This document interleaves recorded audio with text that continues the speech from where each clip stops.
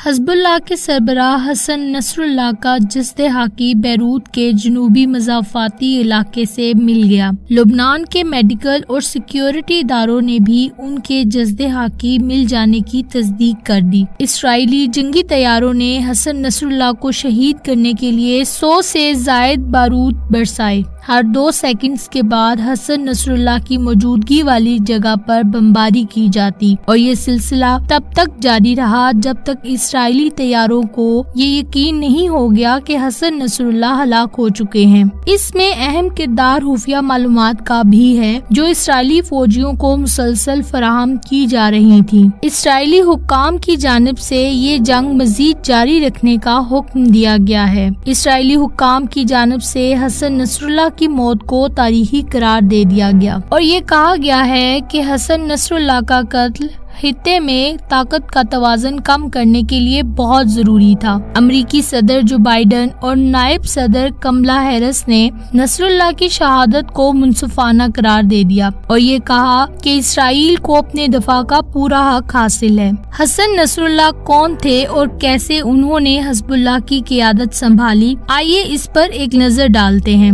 حسن نصر اللہ Beirut کے مشرق میں ایک غریب محلے میں پیدا ہوئے۔ ان کی پیدائش کے کچھ ہی عرصے کے بعد لبنان میں خانہ جنگی شروع ہو گئی۔ جب لبنان میں خانہ جنگی شروع ہوئی تو ان کی عمر 5 سال تھی۔ یہ ایک تباہ کن جنگ تھی جس نے بحریہ روم کے اس چھوٹے سے ملک کو 15 سال تک اپنی لپیٹ میں رکھا اور اس دوران لبنانی شہری مذہب اور نسل کی بنیاد پر ایک دوسرے سے لڑنے لگے۔ اس دوران مسیحی اور سنی ملیشیا گروپوں پر الزام لگا کہ وہ بیرونی ممالک سے مدد حاصل کر رہے ہیں۔ جنگ کے آغاز کی وجہ سے حسن نصر اللہ کے والد نے بیروت چھوڑنے اور جنوبی لبنان میں اپنے آبائی گاؤں واپس جانے کا فیصلہ کیا جہاں شیعہ اکثریت تھی۔ حسن نصر اللہ 15 سال کی عمر میں اس وقت کے سب سے اہم لبنانی شیعہ سیاسی عسکری گروپ کے رکن بن گئے جس کا نام عمل موومنٹ تھا۔ یہ ایک بااثر اور فعال گروپ تھا جس کی بنیاد ایرانی موسی صدر نے رکھی تھی۔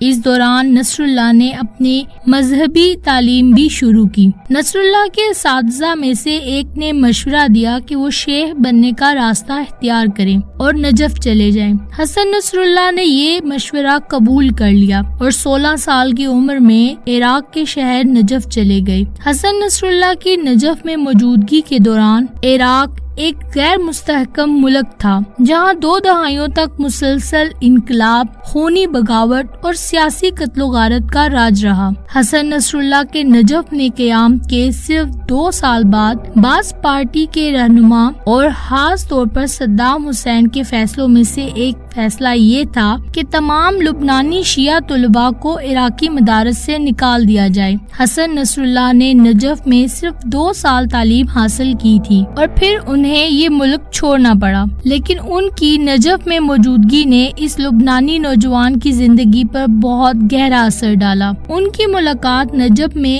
عباس موسوی نامی ایک اور عالم سے بھی ہوئی۔ موسوی جو کبھی لبنان میں موسی صدر کے شاگردوں میں شمار ہوتے تھے، روح اللہ خمینی کے سیاسی نظریات سے بہت متاثر تھے۔ وہ نصر اللہ سے 8 سال بڑے تھے اور بہت جلد انہوں نے ایک سخت استاد اور ایک بااثر رہنما کا کردار سنبھال لیا۔ لبنان واپس آنے کے بعد یہ دونوں مقامی خانہ جنگی میں شامل ہو گئے، تاہم اس بار نصر اللہ عباس موسوی کے آبائی شہر گئے جہاں آبادی کی اکثریت بھی شیعہ تھی۔ اس دور میں نصر اللہ تحریک عمل کے رکن تھے اور عباس موسوی کے قائم کردہ مدرسے میں تعلیم بھی حاصل کرتے رہے۔ حسن نصر اللہ کی لبنان واپسی کے 1 سال بعد ایران میں انقلاب آیا اور روح اللہ خمینی نے اقتدار پر قبضہ کر لیا۔ یہاں سے نہ صرف لبنان کی شیعہ برادری کا ایران کے ساتھ تعلق بالکل بدل گیا بلکہ ان کی سیاسی زندگی اور مسلح جدوجہد بھی ایران میں رونما ہونے والے واقعات اور نظریے سے شدید متاثر ہوئی۔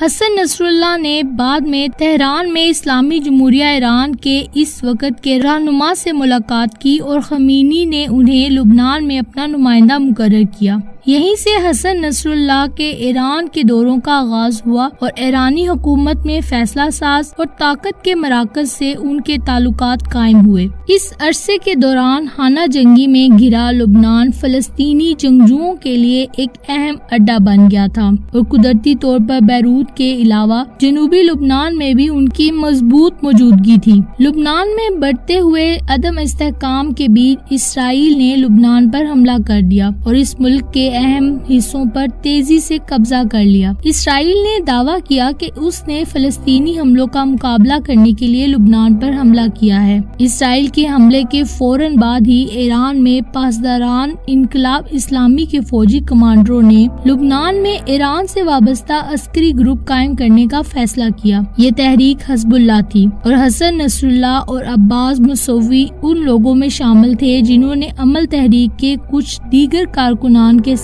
اس نئے قائم ہونے والے گروپ میں شمولیت اختیار کر لی۔ اس گروہ نے بہت جلد لبنان میں امریکی افواج کے خلاف مسلح کارروائیاں کر کے خطے کی سیاست میں اپنا نام قائم کیا۔ جب حسن نصر اللہ نے حزب اللہ میں شمولیت اختیار کی تو ان کی عمر صرف 22 سال تھی۔ تاہم نصر اللہ کے ایران سے تعلقات دن بدن گہرے ہوتے جا رہے تھے۔ انہوں نے اپنی دینی تعلیم کو جاری رکھنے کے لیے ایران کے کم شہر جانے کا فیصلہ کیا۔ نصر اللہ نے 2 سال تک کم میں تعلیم حاصل کی اور اس عرصے کے دوران فارسی سیکھنے کے ساتھ ساتھ ایرانی اشرافیہ میں بہت سے قریبی دوست بنائے۔ لبنان واپسی پر ان کے اور عباس موسوی کے درمیان ایک اہم اختلاف پیدا ہو گیا۔ اس وقت موسوی شام کے صدر حافظ الاسد کے حامی تھے، لیکن نصر اللہ نے اصرار کیا کہ حزب اللہ کی توجہ امریکی اور اسرائیلی فوجیوں پر حملوں پر مرکوز رہے۔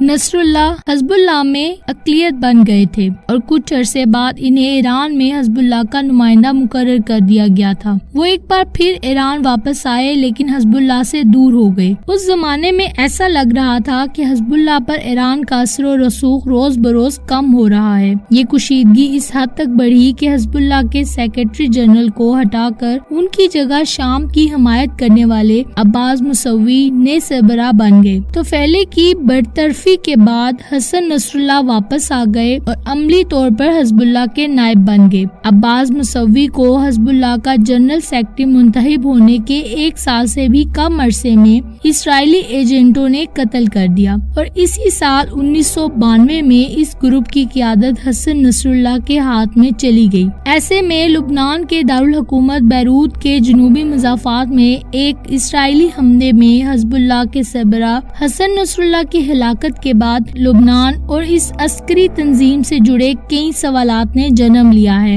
جن میں سب سے نمایاں یہ ہے کہ آنے والے دنوں میں نصر اللہ کی جگہ جماعت کی قیادت کے لیے سب سے نمایاں امیدوار کون ہے۔ حسن نصر اللہ ایک ایسی شخصیت تھے جنہوں نے کئی دہائیوں تک لبنان اور اس پورے خطے کی سیاسی منظرنامے کو تبدیل کیے رکھا اور ان کی ہلاکت نے حزب اللہ کی قیادت میں ایک بہت بڑا خلا پیدا کیا ہے۔